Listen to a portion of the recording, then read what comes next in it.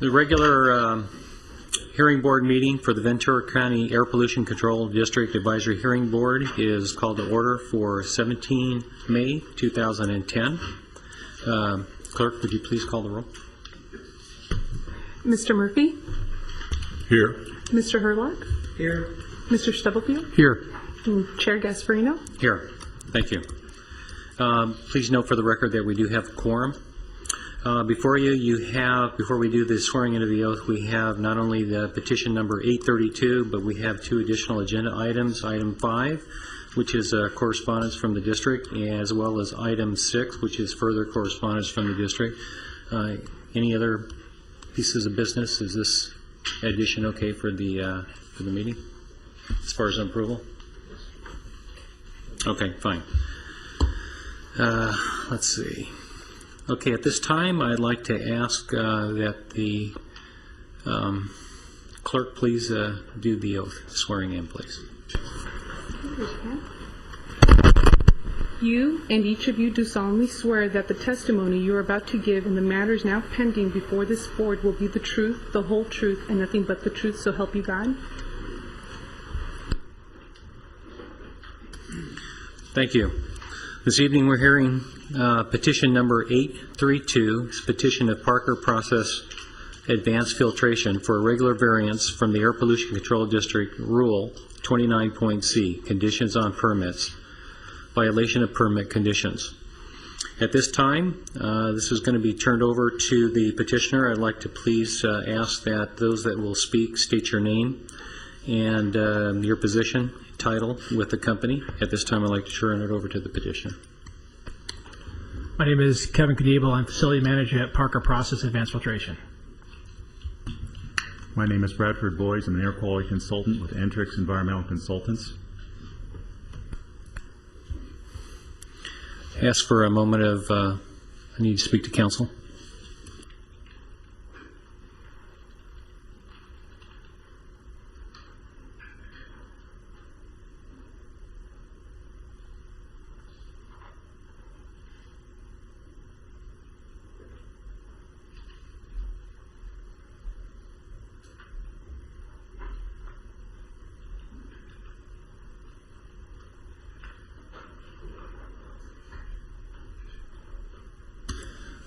Thank you very much. As a matter of process, would the petitioners please proceed?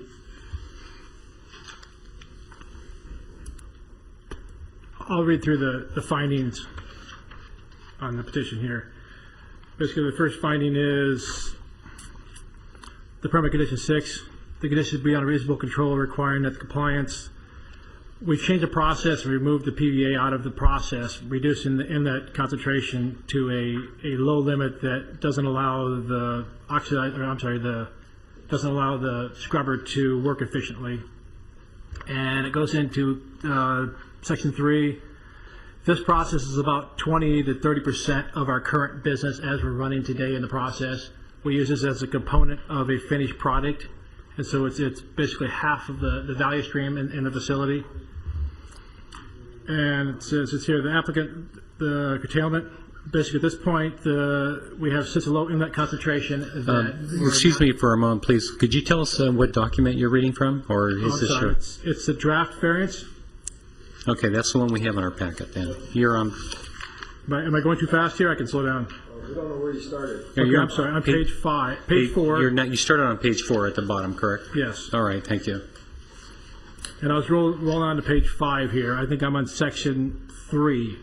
That the closing or taking would be without correspondence benefit of reducing air contaminants. This process is basically part of a component of a finished product, and so what we do is we run a process where we dry a membrane film and we deposit glycerin on it for rewetting purposes. And curtailment, we've removed the PVA, therefore the reduction from the inlet concentration is reduced dramatically, therefore, and making the control device not effective to 90%. During the effect, it says based on, let's see here. So we've had a storage test a couple times. The thing's been completely rebuilt, and I've got your documentation says that it's been working as it's been designed, but I cannot get to 90% because I'm only getting about 1 ppm coming out of the system with about 8 ppm going in. Let's see, nuisance, it says, nuisance, the district is, there's nothing close to the facility, there's no emissions coming out that are harmful to the environment. I mean, we have obviously a low ppm coming out. We're 770 meters from near school, 610 from a residence, and about 770 from a daycare center. At this point, like I said, the issue that we have is the reduction, the efficiency on the device is not meeting the 90%. I believe that the last test was like 84% on the device.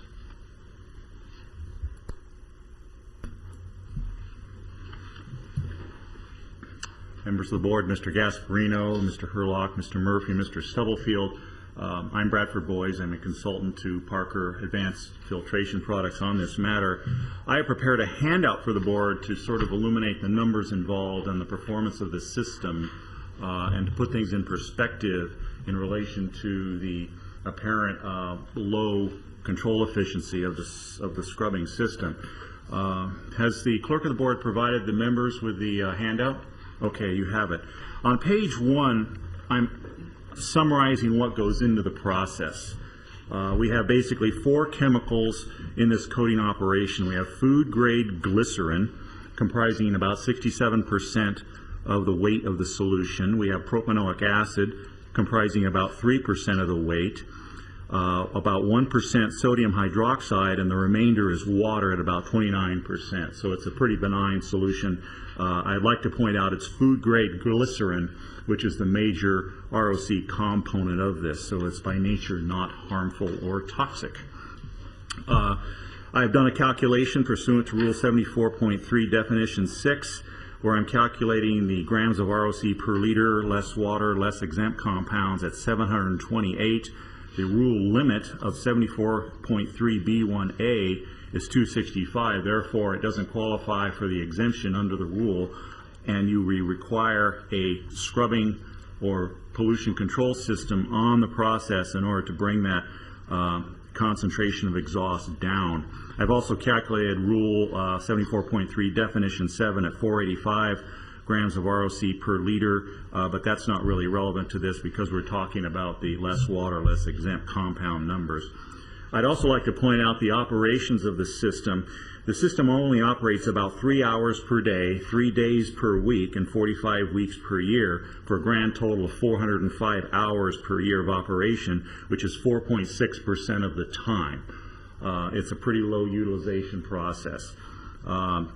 They make a batch of this recipe for the coating every 7.5 working days, and they add materials to it twice a day on each run, about every hour and a half or so, to keep the concentrations up to the proper specifications in the process.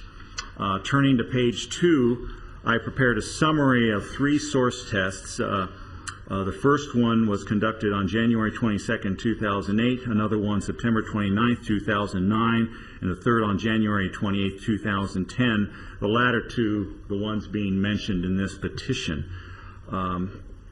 The purpose of this exercise is to show how small the emissions are with respect to the permitted emissions. The bottom line on these source tests is that whereas the scrubber efficiency was pretty good on January 22nd, 2008, it faltered on September 29, 2009, and again on January 8, 2010. On September 29, 2009, only 2 of the runs were really valid. In the petition, it talks about 46% efficiency, but the first run was basically the same concentration in and out, and I have my doubts about that, so I only reduced data for the 2 apparently valid runs. I'd also like to point out that the results were expressed as ethanol on the September 29, 2009 test, and methane as usual on January 2010. The hourly emission rates, when reduced to pounds per year, taking into account the annual operation of the system, come out to be a small fraction of the permitted emissions. The permitted emissions on this unit are 0.85 tons per year, or 1,700 pounds per year. As you can see there, the current annual emission rates as expressed as results of those tests were 1 pound, 20 pounds, and 6 pounds per year respectively based on those results. And if we take the unit out to its maximum operating potential at 1 million linear feet per year, or 833 hours per year at 20 feet per minute line speed, we get 2 pounds, 42 pounds, and 12 pounds per year emission rate out the stack of the scrubber. So as you can see, the actual emissions coming out of the unit are a very small fraction of the permitted emissions. Therefore, there is absolutely no excess emissions here because the unit is fully offset in compliance with Rule 26, the new source review rule, and so it's not an issue of excess emissions. I've also summarized at the bottom permit condition 5, which states these limits. The unit is limited to 1 million feet per year. They're typically running about half that now, half of that rate at 1 million feet per year at 20 feet per minute, which is the design speed of the system. It would only operate 833 hours per year, which is only about 9.5% of the time. I have reason to believe that some of the permit calculations were done based on a potential to emit of 8,760 hours per year, which would be 100% of the time, which is where we think some of these numbers come from. If the unit was to operate at 1,700 pounds per year for 833 hours, the outlet stack concentration would be 403 ppm versus the assumed permitted level of 38 ppm, and our actual stack emissions are down about 1 ppm. So you can see that the unit is far below what is stated in the permit. But I would like to put another spin on this on page 3.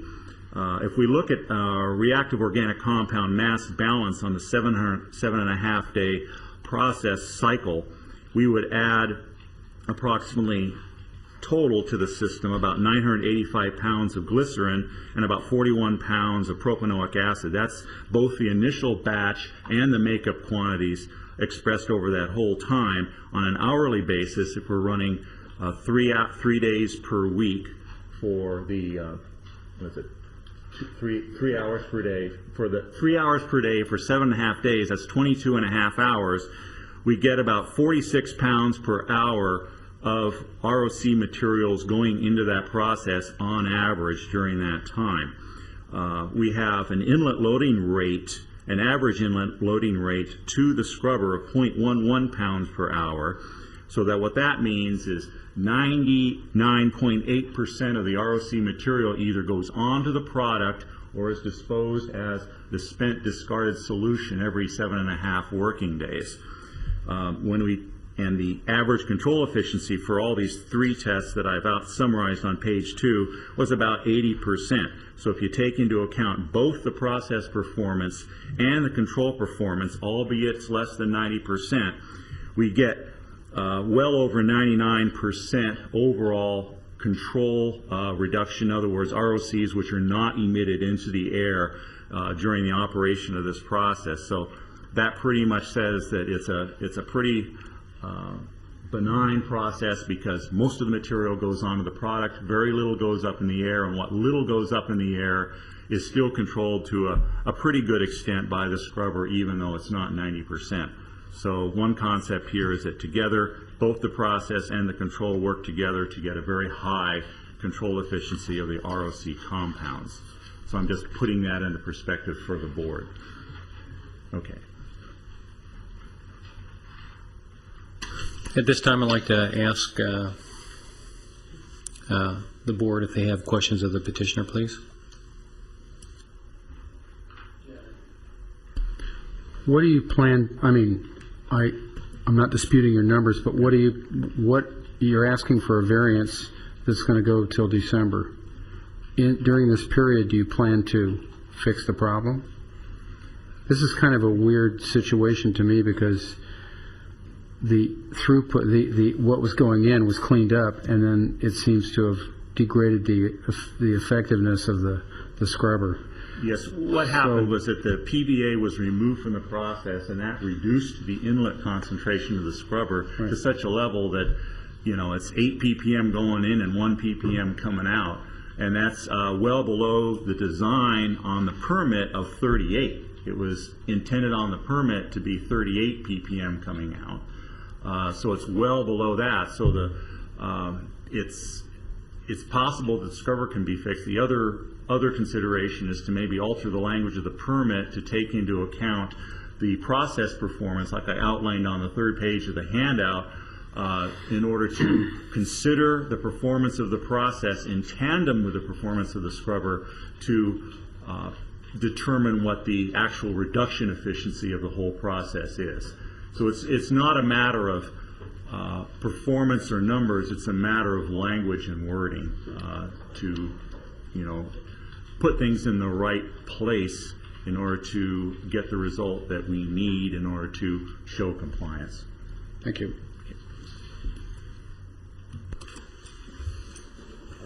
Mr. Murphy?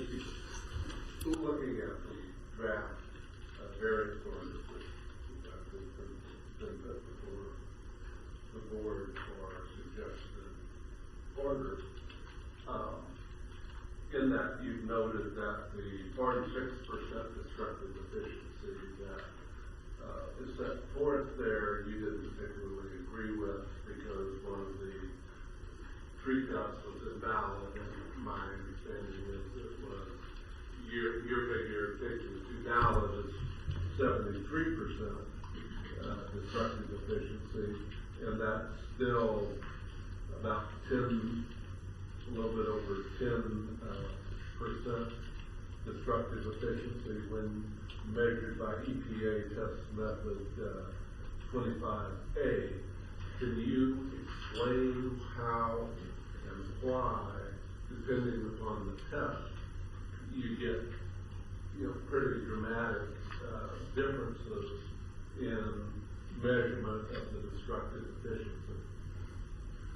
Okay, the source testing of this nature is sort of a batch process, and the process itself is a batch process.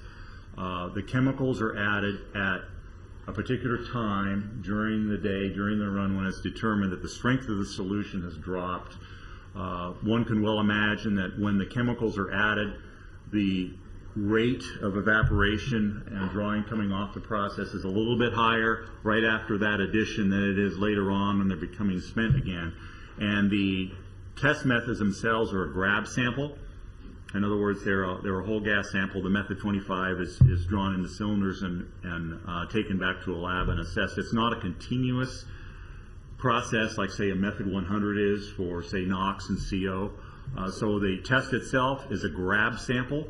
The process itself is a batch process, so it's very dependent on the timing when the chemicals are added to the process and when the sample is actually collected over time. And so it's, there's a random element in there which can affect the test results depending on the timing of the actions of the process operators and also the timing of the actions of the source testers.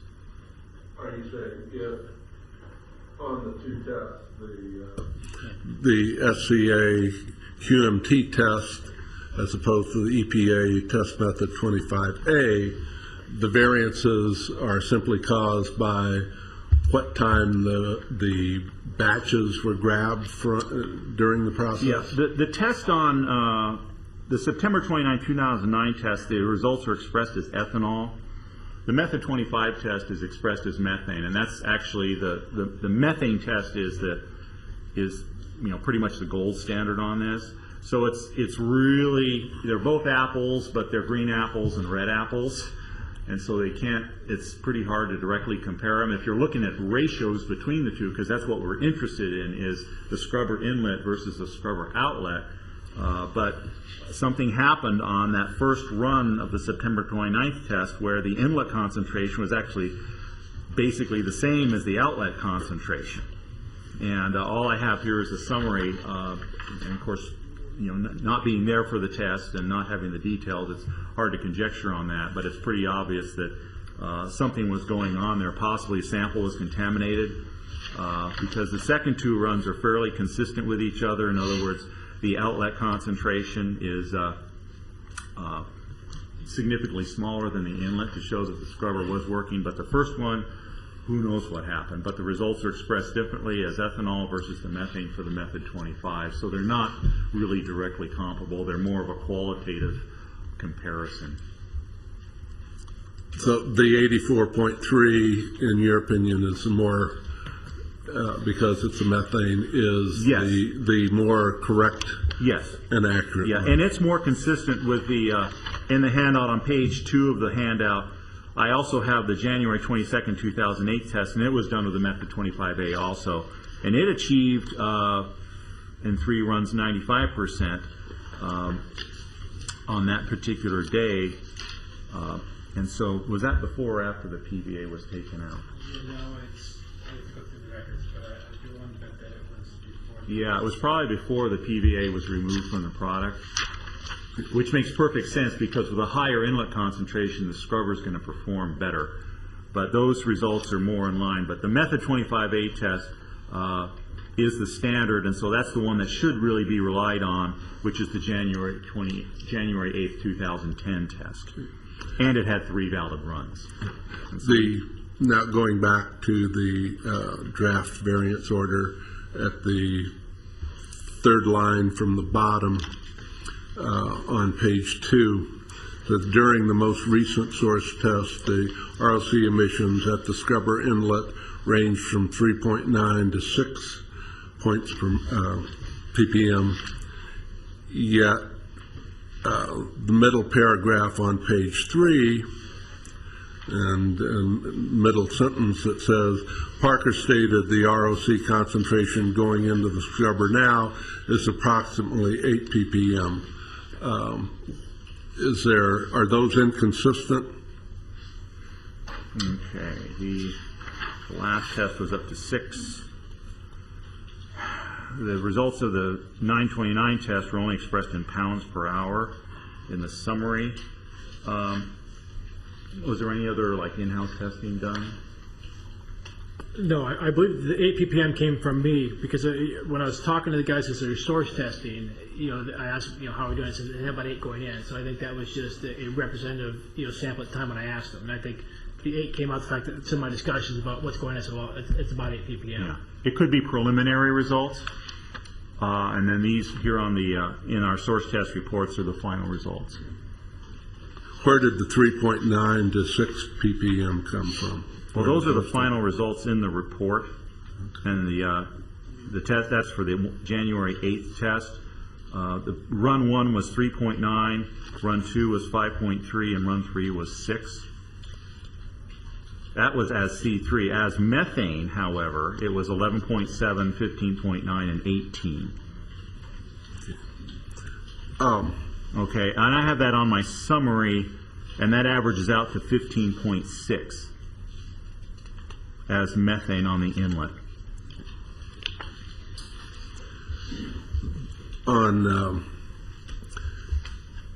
There's Actually, methane dry is the average of that is 15.6 on the inlet. And the outlet methane dry is 3.7, 3.7, and 3.1 for an average of 3.5.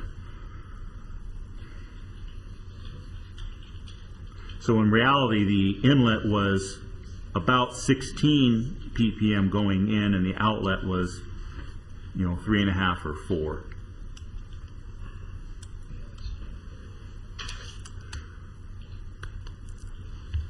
in the page 3, there's a sentence there. It would be noted that as the amount of emissions entering ppm, in this case entering a control device, is reduced, it becomes more difficult to achieve high control efficiency. And you were asked previously, well, what do you plan to do about this? My understanding is you've already gone back to the scrubber. You've done all that you can do for the scrubber, and the only way you could practically take action on your part in order to get 90% efficiency is to change the method where the ROCs going into the input is higher. Yeah, that is correct. The only way to really achieve the 90% is to go back to an old process and add more contaminants into the process. And if you did that, then you'd be in compliance, Yeah, whereas absolutely. right now, because of the way the rule's written, you're reducing the output Our engineering group is doing a marvelous effort on trying to reduce the VOCs going into the product, because this is ultimately a food grade product. You say, so this goes into a food application. So they're always looking at ways to reduce the contaminants that would go in any product, which comes up on our end as what we call extractables. And we're on extractables on the parts per billion side of some of the processes.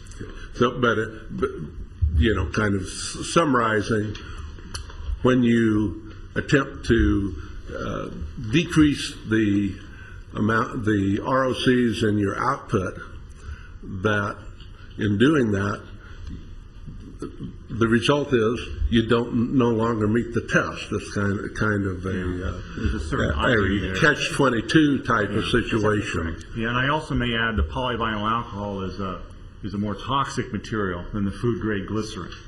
And so, you know, they've also reduced toxic emissions from the process. But in the process of doing that, of course, the performance of the scrubber has been hurt by the very low inlet concentrations going in. Okay. And the PVA, the PVA has been completely removed from the facility. It's no longer here in the county, because we don't use PVA at all in the process. Then on page 3, there's a little box chart there showing 90% and 84% control, and the one, at least on my copy, there's one blank that's missing there. But would you agree that with 90% control you get about 0.08 pounds per hour, and with 84% it'd be 0.085? You know, those would be numbers that were based on that 46% average control efficiency, including that one, and that's for the test on September 29th, where actually the first one was sort of invalid. The actual emissions are actually, if you recalculate like I did here, it's actually less. We have about half those emissions. I have about 41.9, well, this is pounds per hour. I've done pounds per year. On a pounds per hour basis, that would be 0.05 instead of 0.085, discounting the invalid run. That's the worst case, is 0.05 pounds per hour, not 0.085, so it's less.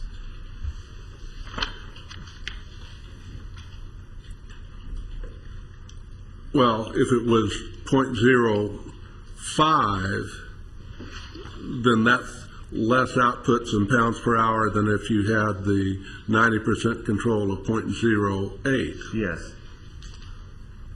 But that doesn't seem right to me. If you got 90% control, you're going to have less pounds per hour. Well, there's a difference in the calculation, like I pointed out. The calculation here on the sheet is probably done on a potential to emit basis, based on the permitted emission from the unit of 0.85 tons or 1,700 pounds per year, which is basically impossible to achieve in any physical sense. And one thing we are probably going to do as far as this permit modification is to realign these potential to emit numbers to get them down to a realistic level, because now they're way high.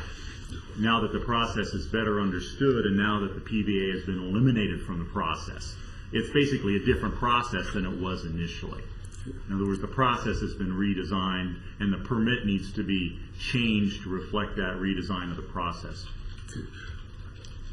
But for the variance orders that is we are going to be issuing here tonight, if we would decide to do that, that from your testimony and your answers to questions, it seems like you have a very different idea of some of the numbers that are in this draft variance order than are what would be the correct numbers to place in there.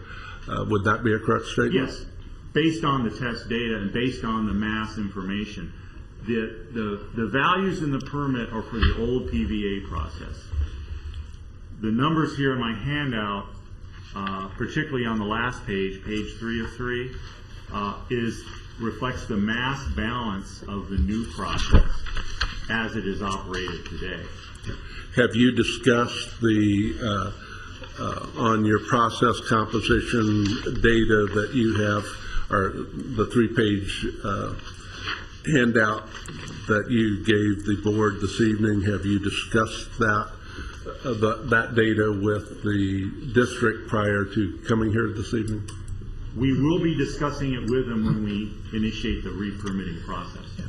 Mr. Murphy, could I interject something here? Yes. I think we would concur with some of the numbers that Mr. Boyce has presented tonight. We're sitting here looking at the test report summary from the January 8th source test. And I think I would concur that the inlet emissions as methane averaged about 15.6 parts per million. I think that's the number that Mr. Boyce presented. Right. And that the outlet emissions were about 3.5 parts per million.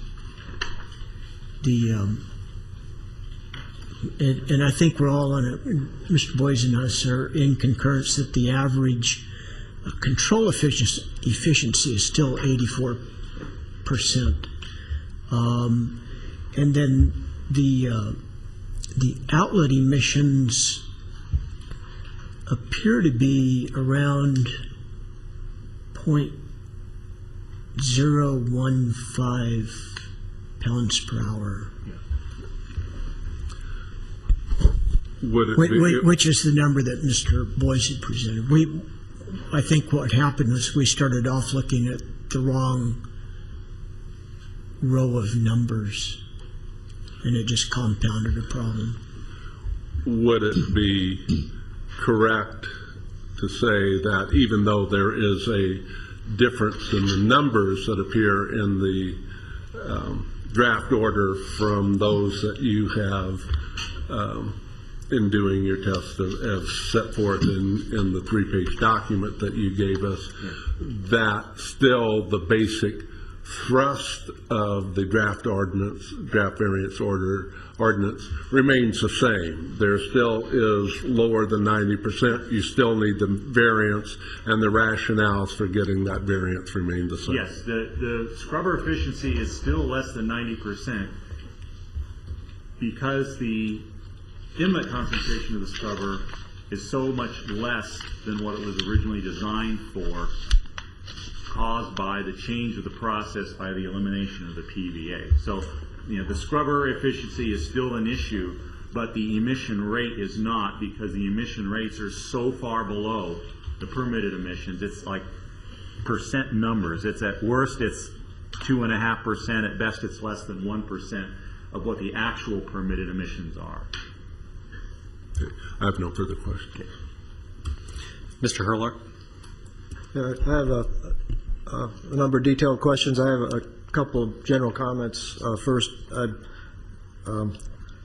not,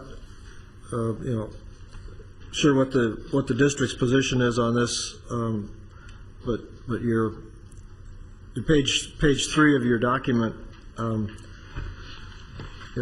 what I'm not quite sure what the point you're trying to make with your process performance of 99.95, but to me that would be parallel to saying that a automobile paint shop could use the total amount of paint in their process as the denominator for their control efficiency, and that's not what we normally do. It's what goes into the controller and what comes out of the controller. And this number is impressive because it's got 3 nines in it, but I don't think it means anything to my mind, as far as food for thought, and we're going to talk about this with a permitting section soon. Can you? My first question is what is the status? Apparently, you submitted some kind of application to the district. Don't know if you got a response from them, but you've not really submitted an application for a new permit to operate. Is that the current status? Yes, we've submitted an application for revising the permit to operate, though at the time we didn't have this information available, so we need to go forward with that process to provide the complete set of information necessary to get the permit in line with what's really going on with the process. So the permit application's been submitted, the fee has been paid in order to initiate the permit modification process. But it sounds like it's probably on hold while you're revising your application to modify the permit. Is that Well, right? it will be, because what we're going to get is an incomplete application notice, because we didn't have all the information that we needed at the time, and this is, sort of like standard procedure. That incomplete application is just, okay, we have questions, we need more data, please provide it, and that's what we will be doing with this sorts of information as you see here before you today. Okay, go on to some more of the detailed things. Assuming that the glycerin doesn't get modified in your drying oven, I guess you're saying that it's glycerin vapor that's going into your scrubber? It's mostly water. Well, Yeah, I'm it's talking mostly about water vapor. whatever's being measured as ROC is all glycerin. It's glycerin and a little bit of propionic acid. Okay, I mean, glycerin is such a non-volatile material, and what temperature does your scrubber operate at? It's about 150, 160 Fahrenheit. You mean the drying oven? No, I'm just wondering why you can't have I'm not going to tell you how to operate your plant, but why a chiller in your line somewhere can't knock that glycerin down. And glycerin is a very non-volatile material. I'm wondering whether your removal process is cold enough to remove it. Well, that's a valid idea. In other words, put a chiller in to drop out the water vapor, which actually contains the glycerin because it is soluble, into form a condensate to reduce the load on the scrubber, and that would be like a tandem type operation, a tandem type control. I mean, it just seems like removing something that's got a 300-degree boiling point is pretty easy to do. But, Yeah, the boiling point of glycerin is 290 C, as shown on page 1 of the handout. Could you discuss briefly the uncertainties in these tests? You've got all the numbers in here. I think Mr. Murphy touched on this, but what's the uncertainty in the bottom line, 84%? I think the last test is the least uncertain of them. We have the... Well, my question is, quantitatively, it's 84.3% plus or minus what? Okay, source testing, the biggest source of error in source testing is the velocity measurement, which gives you your volumetric flow rate. One issue we have with this test is that the volumetric flow rate at the inlet is higher than the volumetric flow rate of the outlet. And we're going to have to, chase that down to see if there's some sort of leak in the system or whatnot, because it is a negative pressure type system. But the biggest source of error is velocity and flow measurements, followed by the errors of the analytic procedure. Now, method 25A, it's based on method 25. It's a pretty old method. There's some uncertainties associated with this, but generally speaking, source tests are good to within, on a really good day, maybe 10%, more average, 15%. Did your company do the testing? Was that No, different? Arex did the test. Don't they report an error on the source test? No, generally not. That's not part of the data reduction. They just calculate the results. The velocity traverse is, can be an 8 or 16 or 24 point traverse across the duct. There's a lot of points there to average out. There's a lot of math. You have to take into account the moisture content of the air, in this case, measuring that. And there's a big number crunch which goes into developing your dry standard cubic feet per minute number. And then as far as mass emissions are concerned, you're taking your concentration times your flow rate equals mass emissions, and that's how the mass emissions are determined. So there's a lot of sources of error in source testing, and all rolled up together, they're in the range of 10-15%. Okay, I guess I used to do a lot of this kind of source test work in a past life, and yeah. Okay. Are you suggesting, moving on page 3, are you suggesting a change to the table that's in the, Mr. Murphy questioned you about, that's on page 3? We want to have this draft order contain the correct background facts. And it sounds like you've indicated that you don't think the numbers in this table are right. That's how I interpreted your answer to Mr. Murphy's questions. And I think the district indicated sort of the same thing. So is that, if that's the case, I guess I'd like to get us to where the facts in the draft include the right information for us to draw a conclusion. So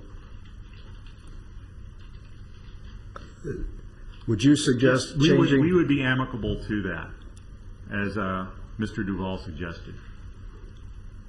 In other words, didn't you state that the numbers in this table on page 3 are incorrect, based on the January test? yeah, based on the 46% result of the, I think it's the September 29th test,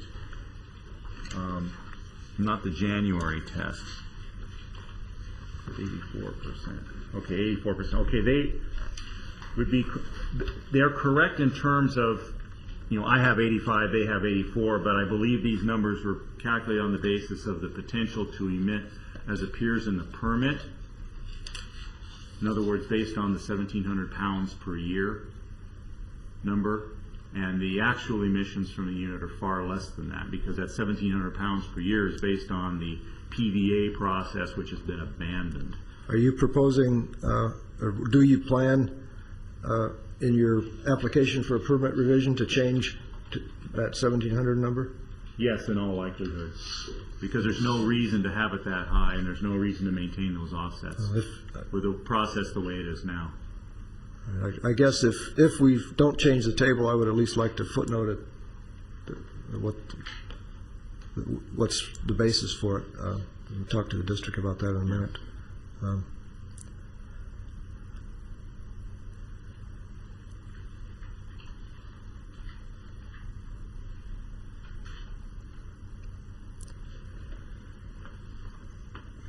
And similarly on page 5, under your response to item 3, you said that during the variance period, it's estimated the ROC emissions will be approximately 0.085 pounds per hour. I guess if that's not right, we should get that fixed by input from you and consensus from the district. Yeah, we can do that.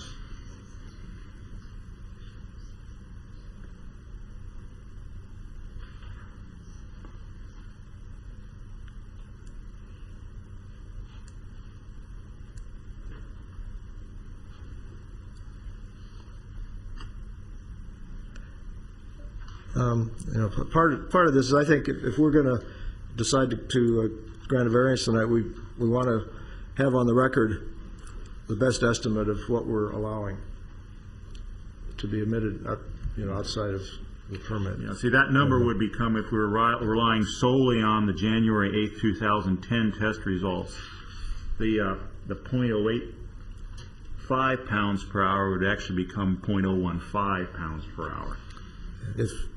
As actual, instead of expressed as actual instead of as percentage of permitted.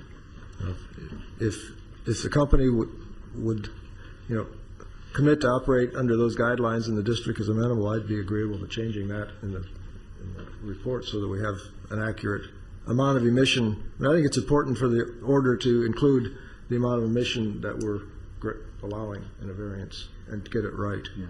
But that may require a commitment from you, since the operation is different from what's in your permit. No plans to change the operation. No plans to bring the PVA back. No, this process is... No, I mean as far as the flow rate, it sounds like your current permit is based on 24/7 operation or something. Yeah, the current permit's based on 2,000 CFM inlet and outlet and a 24/7 operation, when in reality, to move 1 million linear feet through their system at 20 feet per minute would require only 833 hours of operation. Another point, in a response, you suggested, or at least it's in the it's in the variance in the order, that you weren't asked to monitor emissions, and under reporting requirements, we have the petitioner will monitor emissions. I don't know that you need to monitor emissions, or if that's, are you going to at least estimate emissions, or would you be agreeable to estimating emissions during the period? Emissions can be estimated on a mass balance basis, Yeah. as I've done here in the handout. And basically, that's keeping, Parker keeps production records of all the chemicals added because it's part of a critical chemistry involved with the process. So they keep full sets of operating records for all the chemicals added every day.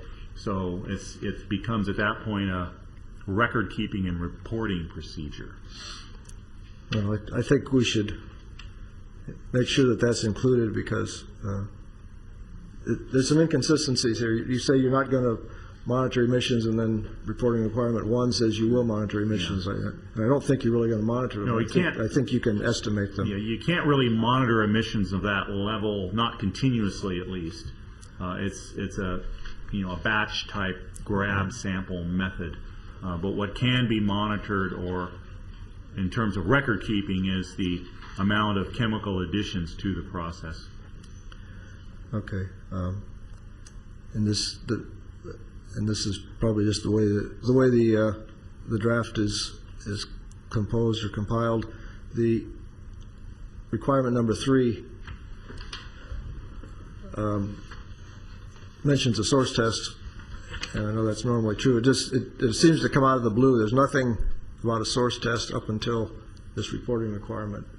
Doesn't, unless I missed it, it doesn't say you're required to do one, but it says you're required to report on one. So maybe I missed that, but if I didn't, I'd like to get that fixed.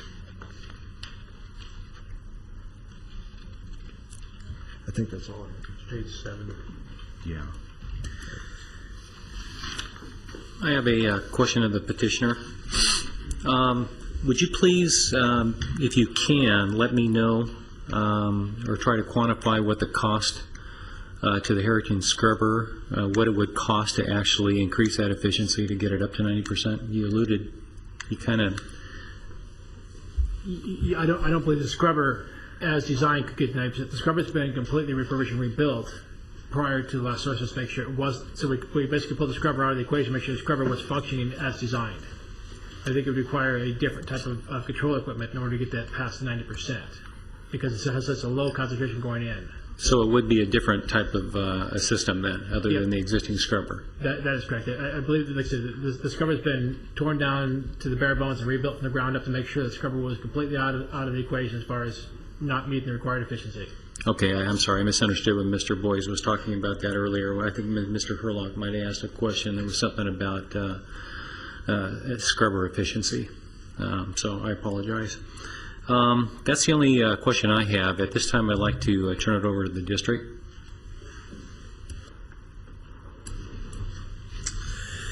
I have one question about the process.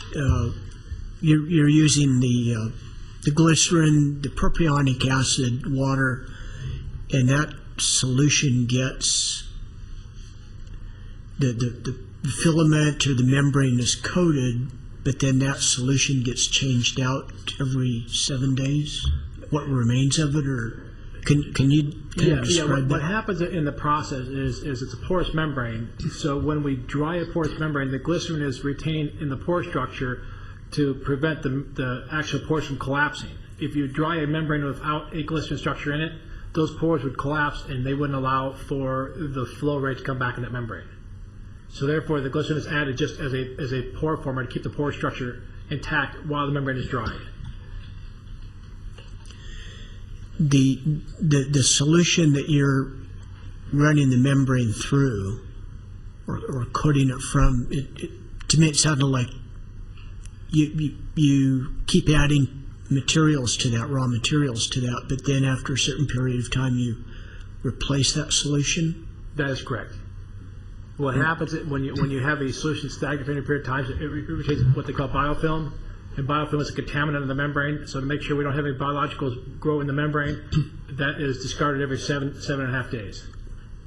Okay. That's been engineered in the process because, like I said, biologicals are bad for a membrane product, so that is discarded not because of efficiency or because of function, but because of a biocide that we cannot add into that glycerin solution.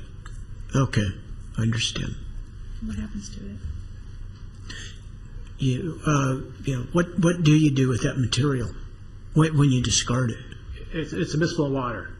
So if it meets the pH requirements, it's admissible in water. It goes down to the BOTW per our discharge permit. Okay. So it's primarily water. It's primarily water based. Okay.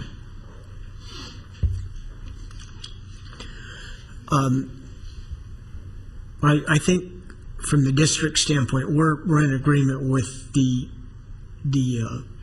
inlet and outlet concentration numbers that Mr. Boyce presented, and we need to change the draft order to reflect those numbers, and then also the outlet emissions at the 84% control efficiency. I think we agree also that that number should be about 0.015, as Mr. Boyce stated.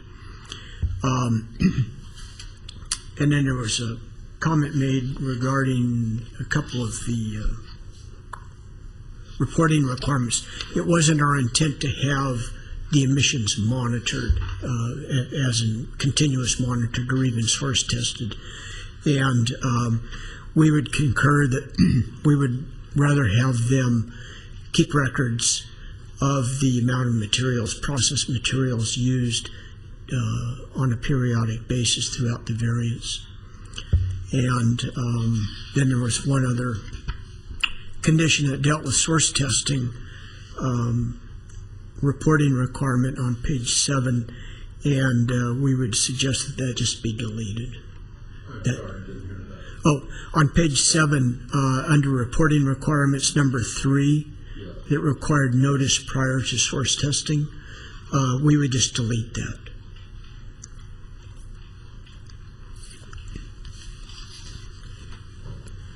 It just sort of goes automatically with the whole process of inspection, doesn't it?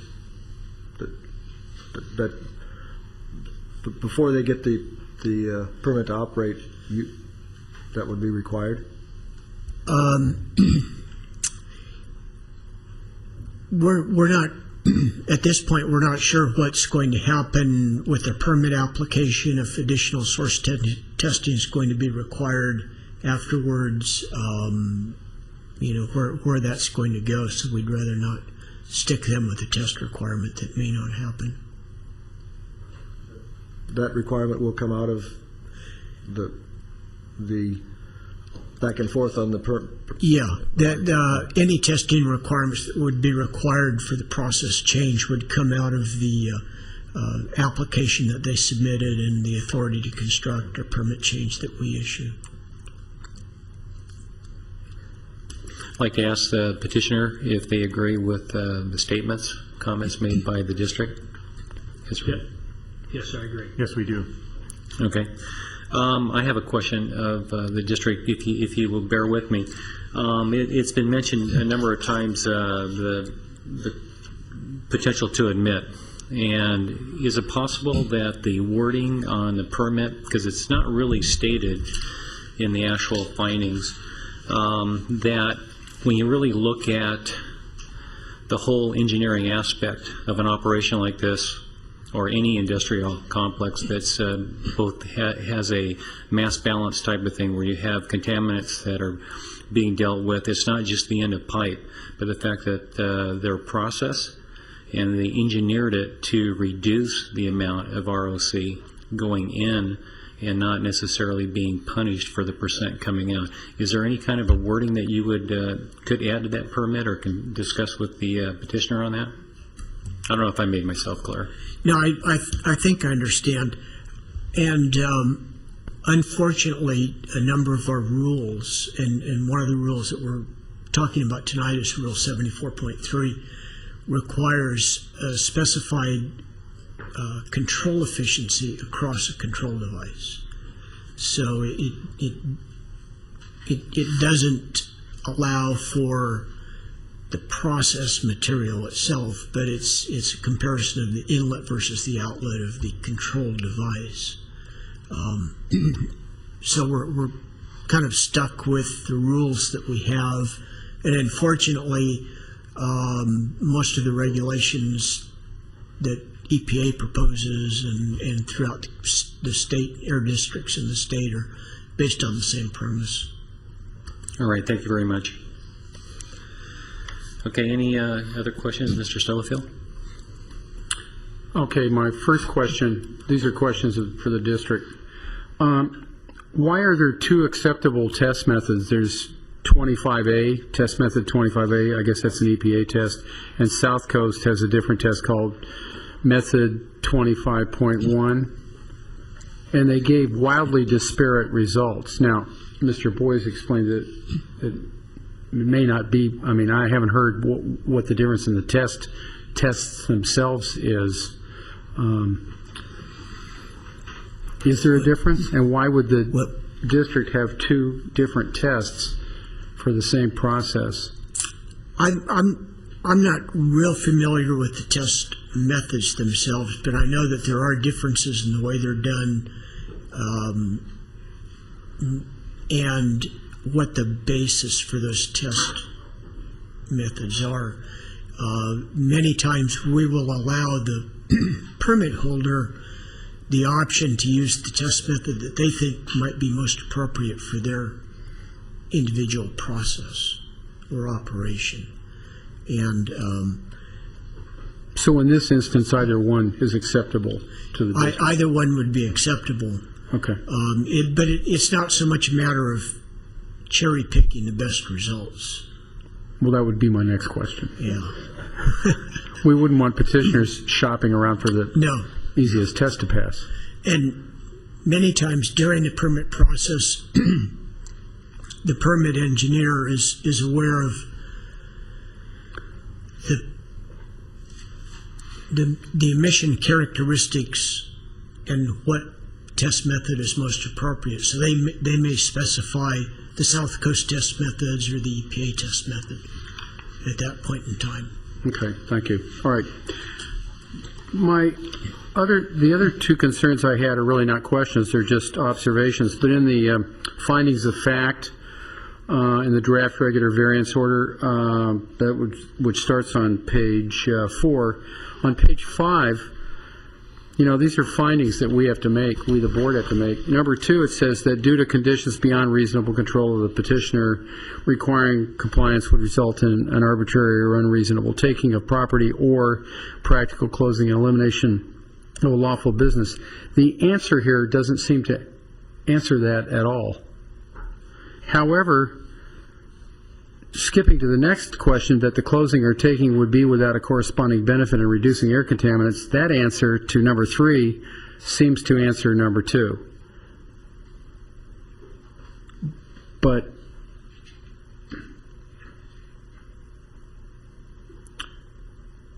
I mean, maybe perhaps this is just a house cleaning item, I don't know, but it doesn't, that paragraph there doesn't satisfactorily answer number 2, in my view. I don't know how the rest of the board feels, but it seems like a non sequitur to me. And then when I went to number 3 and I read through that, I said, oh, well, there's the answer to 2 right there. Leaving 3 yet without an answer.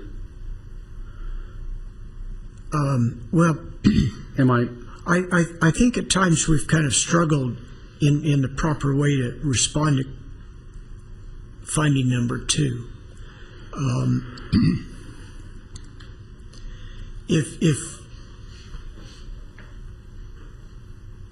If we required, in this case, excuse me, Parker to come into immediate compliance, they would end up having to shut down this process and losing a portion of their business. And I think given the minute magnitude of emissions that we're talking about here, you could argue that that would be an unreasonable request or an unreasonable taking for such a very small amount of emissions.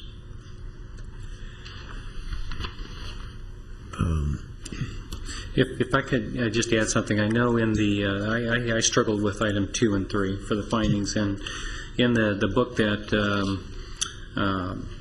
the state gave us for our training class, it says, if I could just read this, required compliance would result in unreasonable taking of property, practical closing of a lawful business, would impose a severe unreasonable economic burden on the petitioner, et cetera, et cetera.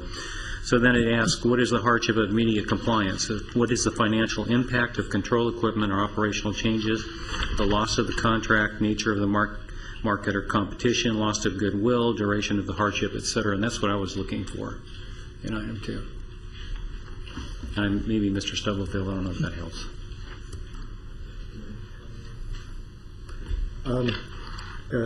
As usual, we struggle with item 2, but I think I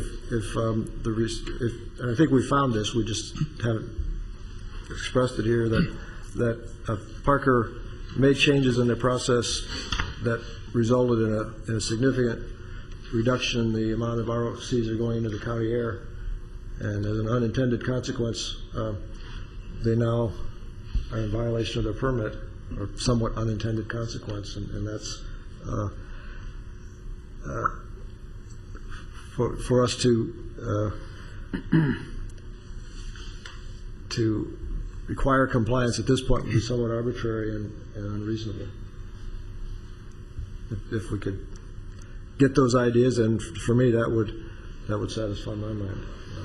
Especially if you talk about they actually made a big improvement, but the unintended consequence was, as Mr. Murphy said, this catch-22, that it's they're now in violation of a percentage. Absolute sense, they're doing much better. If I can.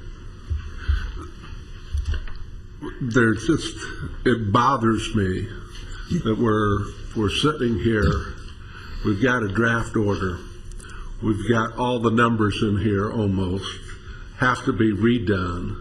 I do think the findings on 2 and 3 should be redone, that it's 2 is always a problem, but you don't solve the problem by having a non sequitur. You say, hey, this is 30% of their business, and it's going to be, you answer the question, and you do 3 as you're saying there's not a corresponding benefit, just as was pointed out that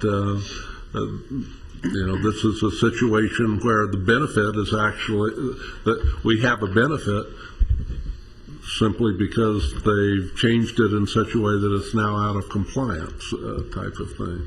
And I struggle with this because I hate to have everybody come here and meet again to approve it would take so long to get this revised to meet our satisfaction here this evening, but there's so many revisions that have to be made. I don't have a comfort level in saying, oh, go back and make the revisions, and whatever revisions you make, that agreeable between the petitioner and the applicant and the district, then we'll be happy to have the chair sign off on. I'm uncomfortable with that, with this many conditions being there, and I'd like to this many changes having to be made. I'd like to have other members of the board speak to that problem. Well, along those same lines, my final question of the district, I didn't see anything in here about what the district intends to do. Is it going to rewrite the rule so that Parker will then be in compliance? Is that what's going to happen? And if so, why would that take until as long as December 1st, 2010? I think what the process that, I mean, I haven't heard anything from that Parker's saying, well, we're going to upgrade the equipment. As you pointed out, that would require a new device, essentially, which may or may not even exist, I guess, if this is a recent development, removing the PVA, the polyvinyl alcohol. So it seems like the only alternative at that point is to look at the rules. If there is no means by which they can, without, I guess, acquiring a custom-built scrubber that works on this lower input. So it's just kind of vague. I don't see the solution here. What's the end game? Or we're being asked to consider giving the petitioner a variance, which and it says, and there's even a proviso in here that says the petitioner can apply for an extension. But I don't know what it is that they're supposed to be doing, or the district is going to do, so that they will get in compliance. Does that make sense? what we recommended to petitioner was that they submit an application to consider allowing allowing an alternate emission rate in some manner that might allow them to operate the scrubber at a lower efficiency, even though one of our rules says 90%. But we may be able to find a way that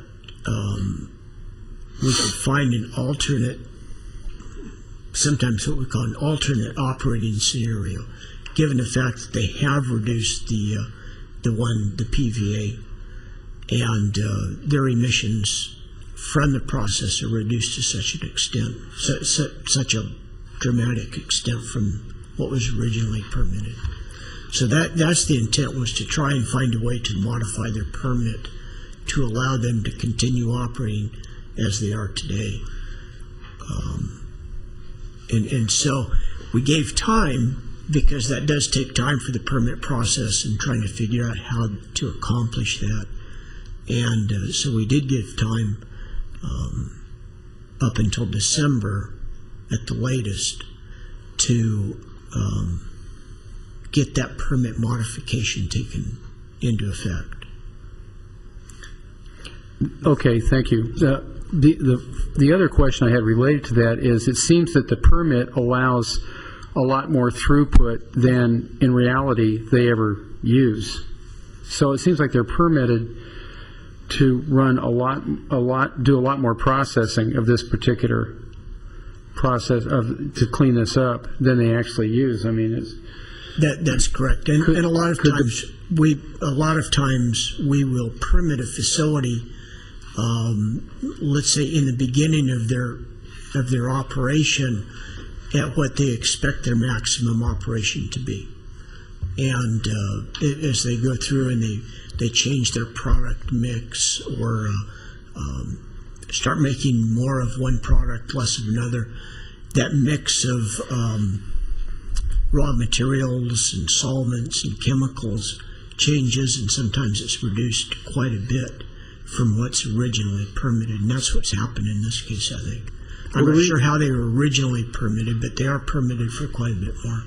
The reason I bring this up is because even though the efficiency appears to be degraded with the absence of PVA in the input, the total amount is far less. The total amount of stuff that comes out the outlet is far less than what they're permitted to do. So the cumulative overall effect of the contaminants that are coming out is less. That's correct. Yeah. Yeah. This gets back to what I was trying to convey earlier, but, it was conveyed also in response that we're dealing with the percent removal.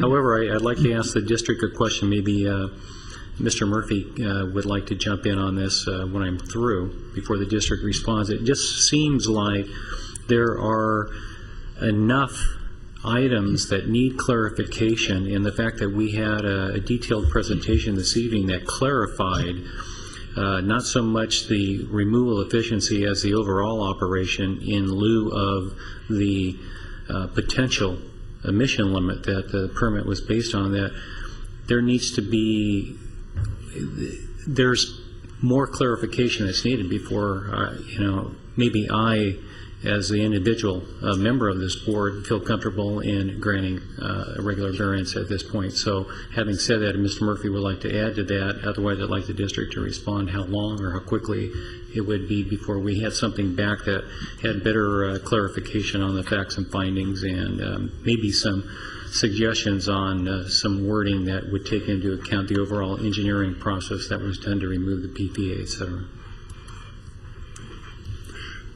Two things. Second thing, I'll address what the chair just alluded to. The first question is, you had mentioned about couldn't we change the 90%? And you said, oh no, we can't change that because the EPA rules require 90%. And my thought at that point is, well, is the application then that they're making to you an exercise in futility? But yet you seem to be indicating that no, their application is not an exercise in futility, that will leave there's potential that we leave the 90% there, but some find somehow to skin the cat, even though we retain that. And I understand you can't commit the district to what it's going to do in the future when it looks at this, but essentially, is that your general viewpoint on that right now? Well, the one rule that is kind of one of the key rules in this is our rule 74.3, which is the paper, fabric, and film coating rule, and it has, that's where the 90% control efficiency comes in. It does have an allowance to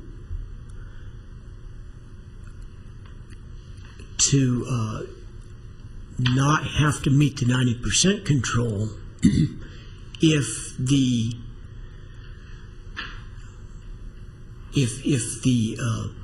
raw material is less than a certain grams per liter of ROC.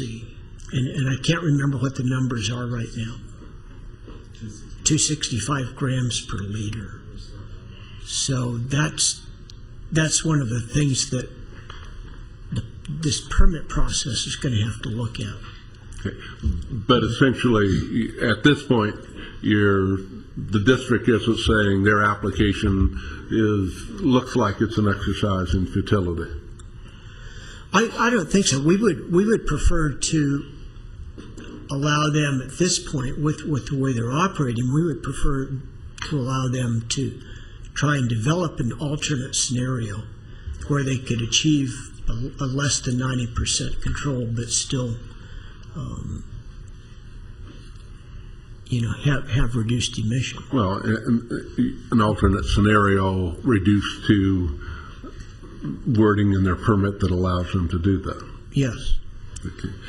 And now the second point is that we brought out, how would the district propose that we deal with this draft order that's before us, go back because of the multitude of changes that need to be made here? Would the district recommend we give you another shot along with the applicant of reaching a mutually agreeable draft order for this board's consideration? Yeah, I've seen the amount of work that this does need. I'd be willing to sit down with Mr. Kniebel and Mr. Boyes, develop the numbers, the emission numbers, beef up the findings of facts for number 2 and 3, and then take out some of those sections that shouldn't have been in there, reporting requirements. Does the delay that would be result from us not doing it tonight, does that delay affect the applicant adversely in any way? No.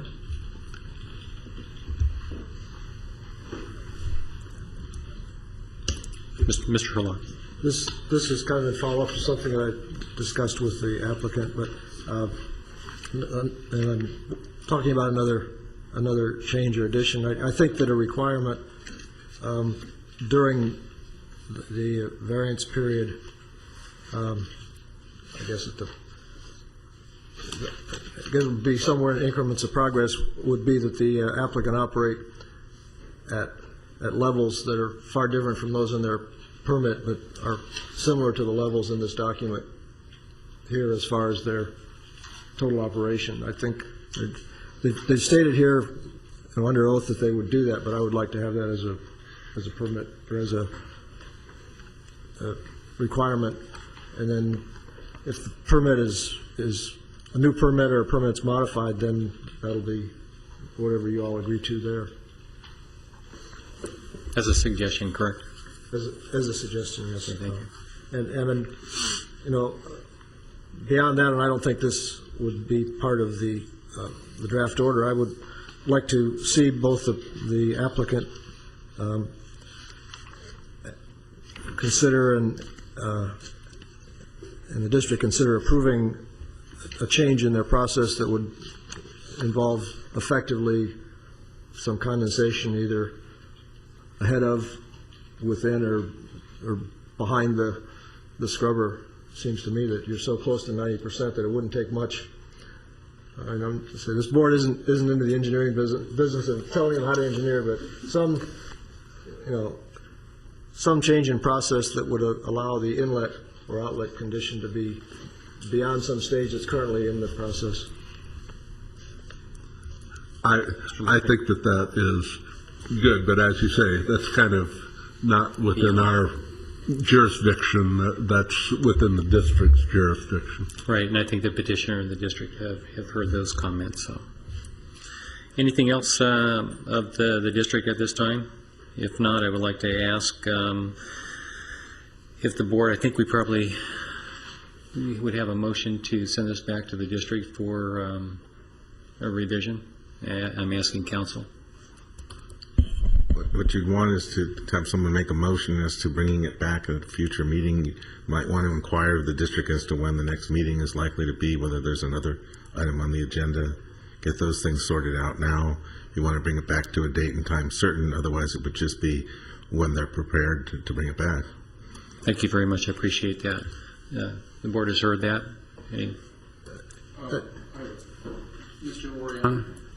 It couldn't just simply be as soon as possible? I mean, rather than Right, you don't need a date and time certain, but if you want one, or if there's something else that's coming before them and they have time to do it, then you should specify that. It's up to you.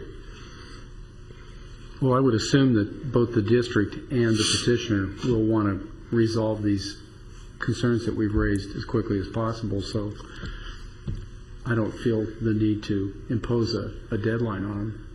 It's up to them, as far as I'm concerned. I guess what we could do is we could ask the district if within 4 weeks, if that's something, to get together with a petitioner, bring this back before the hearing board.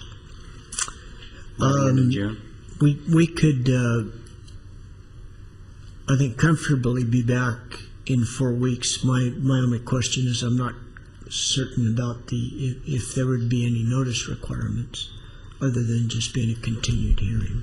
If it's a continued hearing, you wouldn't have to do any notice other than specify it now. But if it's going to be re-noticed because there's no hearing date set, then you'll have the same notice period you had for this one. It'll be re-noticing the regular variance, which is 30 days, I believe. Mm-hmm. We wouldn't have to notify the public if it's a continuance, correct? You won't have to do any new noticing if you just continue it to a date and time certain. But if it's just reset by the district on its own initiative, they've got to do the 30 So we need to come up with a date then. Yes.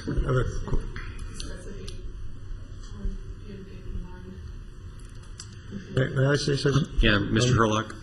I don't remember what or when it was, but we've dealt with something along these lines in the past, effectively by agreeing to have the district make these changes and then handle the approval contingent on the members of the board approving the changes with signature or initial after receiving by mail the changed draft order. I don't know if that's allowed in this situation, but I think we've done that way, if that's the motion, I mean, if it's moved that way.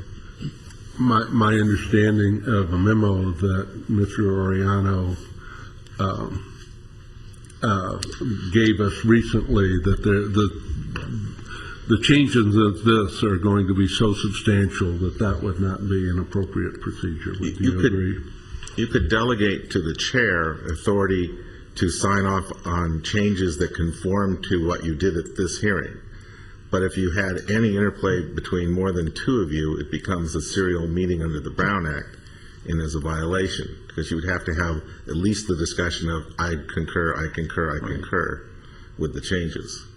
So you could not do that without another meeting. And that would be my concern if there's an email that goes out, or even by mail, the communication, the changes, and then it requires input from everybody else, which is not going to be consistent and the same for each of the members, then we're going to be in an endless loop here. So I think we need to come up with a date to come back. So, Mr. Erlock? Personally, I think I would be comfortable with what Mr. Oriano suggested as a possibility, and that's delegating to the chair the approval of changes that we've discussed here tonight. I know they're extensive, but to my mind, they're not that difficult. That's my personal opinion. Can I get consensus from the rest of the board then on that, if that's an approach that's agreeable? Mr. Murphy? I don't think, in essence, there's been any disagreement between the board members. We're just looking at the numbers that have been placed in here, and the district has already said they're going to change finding number 2 and 3. 1 and 3, deleting 3 and changing 1. And so I feel comfortable that if it's sent to you and you believe that it's carried out according to the wishes here, that you sign it on behalf of all board members.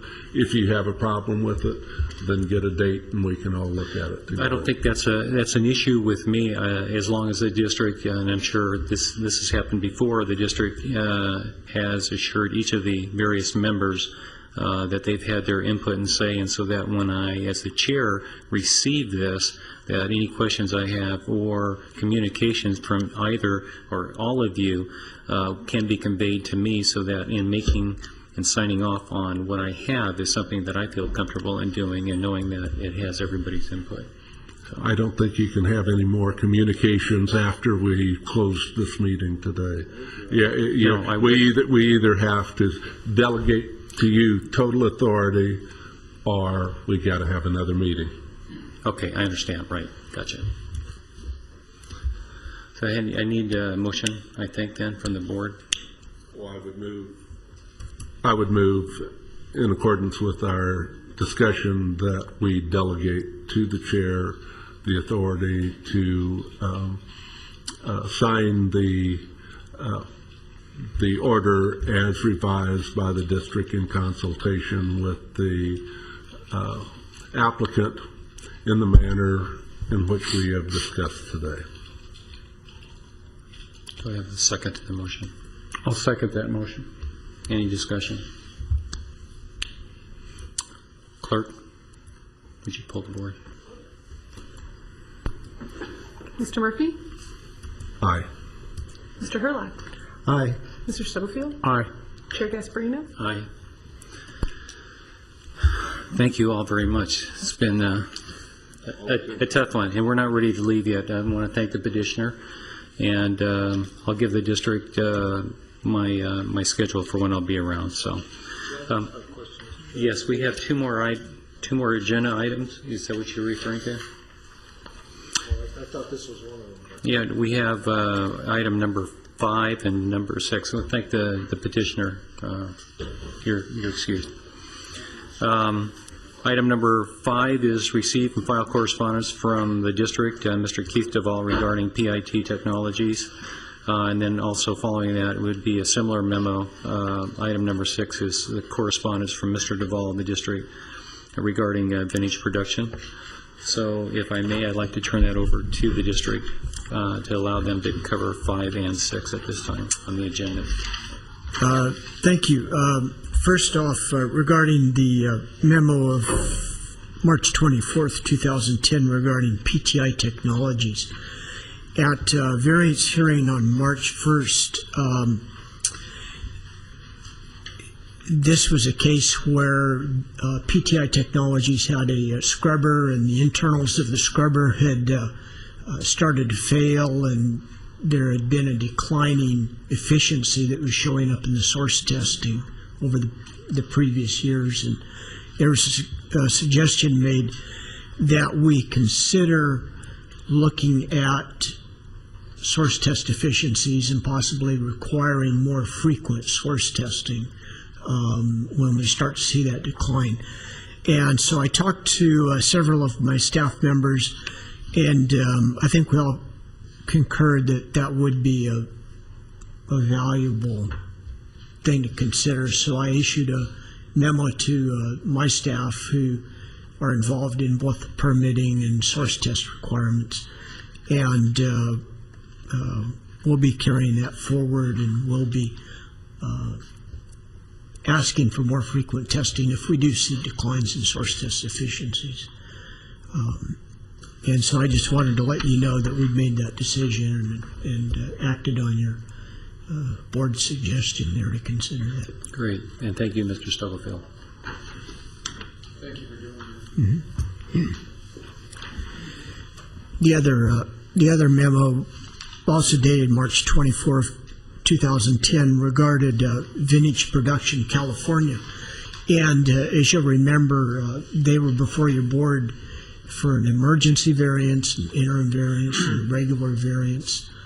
They had a pipeline failure, and as a result, they were having to do a considerable amount of flaring up in the upper Ojai and Santa Paula areas.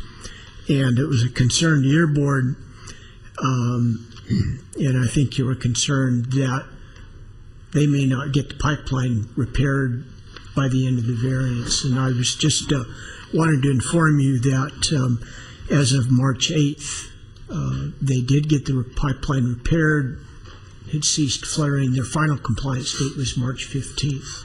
And so they're back in compliance, and we got that one resolved. Any questions from the board to the district on item 5-6? Thank you very much for getting back to us. We appreciate that very much. Any other business? Oh, okay. There is a motion that is required to receive the 2 documents that were presented as part of the agenda, so I need a motion to accept those as part of the official record. So moved. Second. Okay. Clerk, would you please pull the board? Aye. Aye. Aye. All right, and thank you very much for bringing that to my attention. Any other business? Yes. Okay, I need a little clarification on this. So if we have updates like this, the idea is that we need to bring these updates to the board at a hearing and not communicate in other ways that someone has come into compliance, and because I know the board likes to hear back sometimes if someone has achieved compliance with their variance. So I'm just asking if we need to in the future communicate all progress that companies have made in this way, as opposed to informally, like with an email. I just wanted to let you know that so-and-so has met this date or requirement. The issue that came up this time and why they were agendized was because there was some ensuing discussion among board members by email about the items. And that presented a due process issue, and at least something that should be noticed and an opportunity for the public or those applicants to comment on it. If you make unilateral transmissions of updates to board members and tell them this is for your information only, please don't discuss, or if they understand that, there's no problem with that. Staff can communicate to all members information. It was because it engendered a conversation that I think Mr. Kwong advised you to bring it back on the agenda. And I would prefer from this point forward just to bring everything like this to your board, on the agenda, so we don't run into any problems. And I think that's good too for the public to have that as part of the record if they want to look into that. Good. I'd like to thank Mr. Orellana for his support this evening. Thank you very much. And I have a motion to adjourn. So moved.